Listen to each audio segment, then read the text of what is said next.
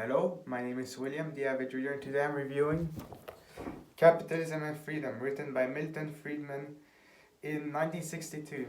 So this is a book by one of the foundational members of the Chicago School of Economics or Monetarism, and it's one of the more right-wing schools, and he's one of the classical liberals, you could say. He's also quite libertarian in a sense, so yeah, Milton Friedman. So this is one of his most famous books, Capitalism and Freedom. It's written in 1962, and it has 13 chapters along with some prefaces and an introduction. The introduction, he talks about the term of liberal, how he's going to refer to himself and what he advocates for. And when he says liberal, he means the traditional sense of liberalism, or the more European sense where you believe in free markets, compared to the American sense. That's as the left has appropriated the term, which basically means more socialistic. Chapter 1 is about the connection between and correlation between economic and political freedom.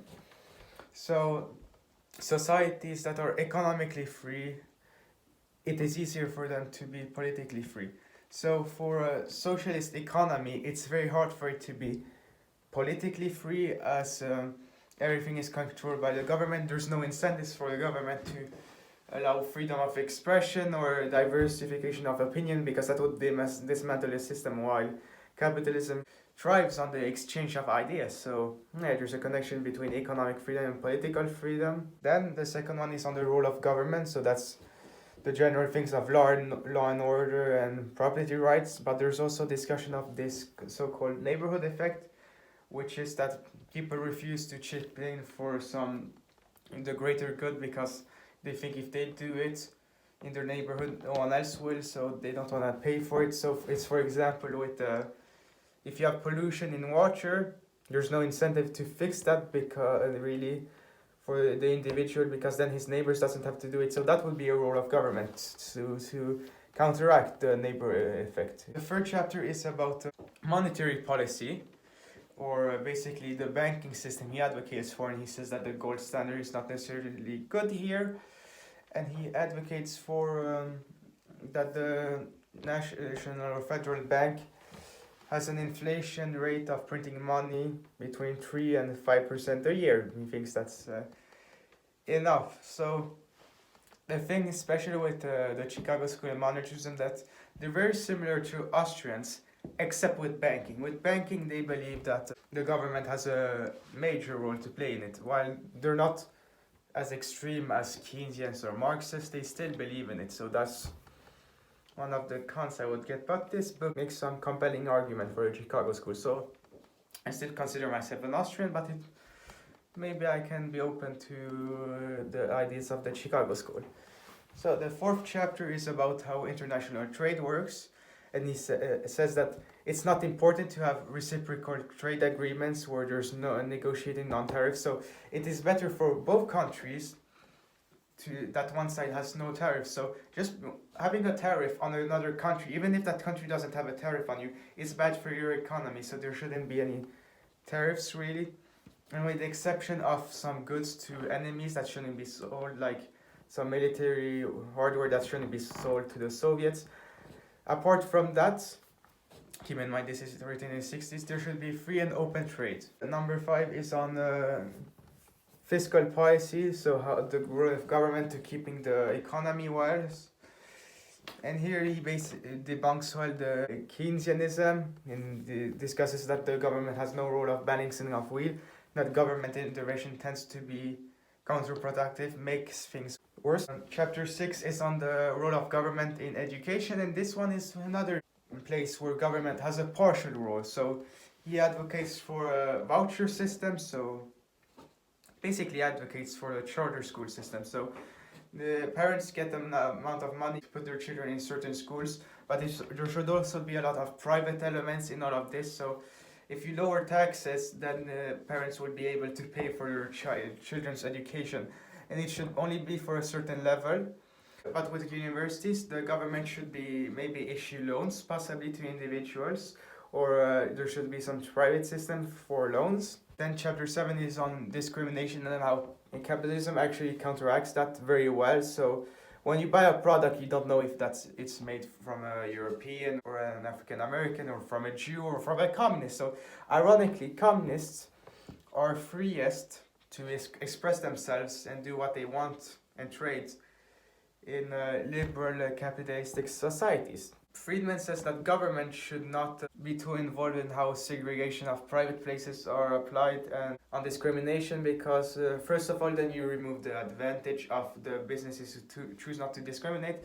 And also there's a thing where if you live in a particular area, the people might be racist there, and even though the business owner isn't, he might choose to hire a white waiter over a black waiter just to make more money. So yeah, there can be different consequences, and anti-discrimination laws can make it bad for African Americans in practice. Chapter 8 is about monopolies. So there are three alternatives. You've got a private monopoly, a public monopoly, and public regulation.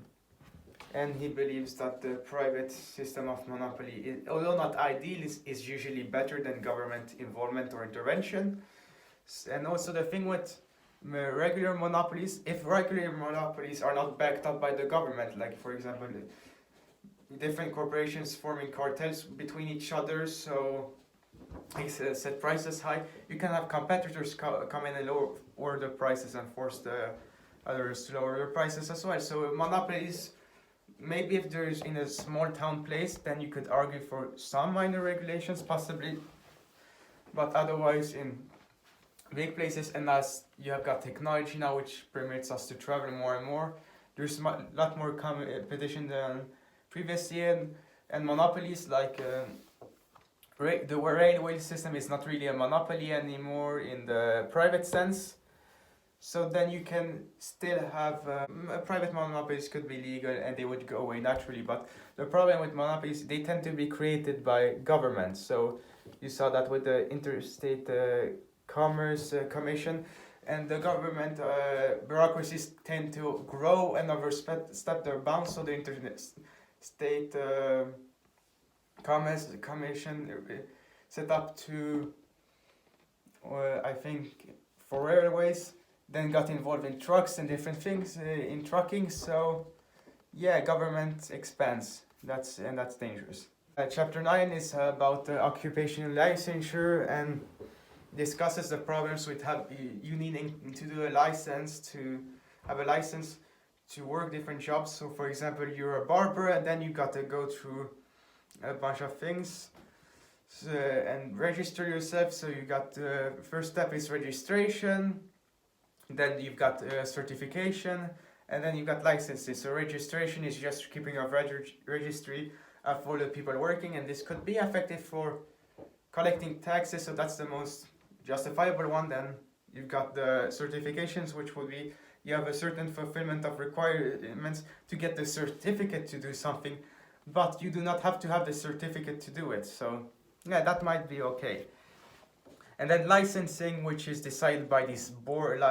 So you've got the medical associations board or something like that, who basically get to decide if you become a doctor or not, to get your license to become a doctor. So even if you've gone through university, you may not be allowed to. And then the selected universities that you're allowed to go into to get your license, they may restrict the number of students. So you've got a monopoly here established with the government permitting these organizations to do this. Chapter 10 is about the income distribution, and that it can be counterproductive to have a gradual progressive income tax, because as taxation goes up for your income level, it disencourages you to earn more and more money. So people who already have their money are still there, but then people who want to climb up, they're less likely to. So a flat tax is better, and there's much more social mobility with things like that. And the good thing about a flat tax is you will not have any loopholes. So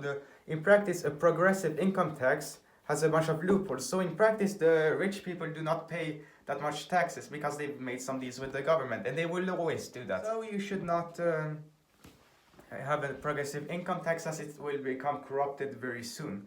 You should instead have a flat tax above a certain level.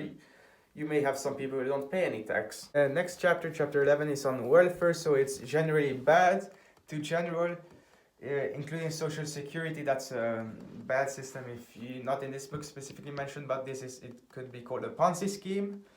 Chapter 12 discusses poverty, alleviation, and here's another thing that he favors the government could do. So he suggests a negative income tax for poor people, so those people will get money from the government in cash.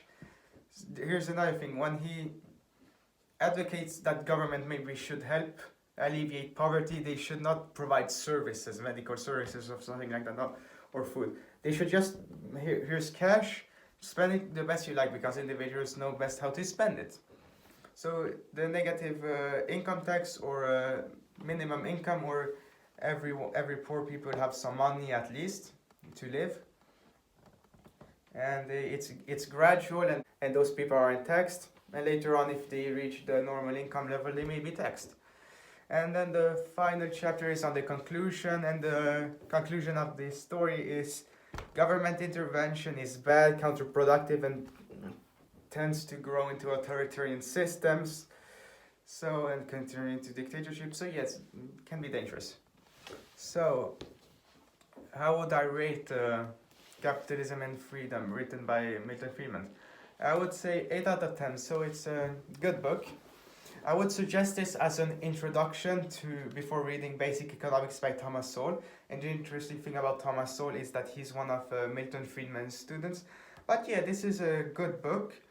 The monetary policy, I don't think that's necessarily very good, and you've got some minor things that I don't really like, how he discusses how money should be created, because for now I'm in favor of the gold standard, but otherwise he gives, in a short, very concise way, the appropriateness of what government should be involved in, some legitimate things they should be involved with, as he believes that these liberals support, but the government shouldn't do certain things. And for example, there shouldn't be a military draft, or there shouldn't be the FCC where the public radio is regulated, and things like that. So there should be some regulations, but some minimal ones, and he brings up the Constitution multiple times.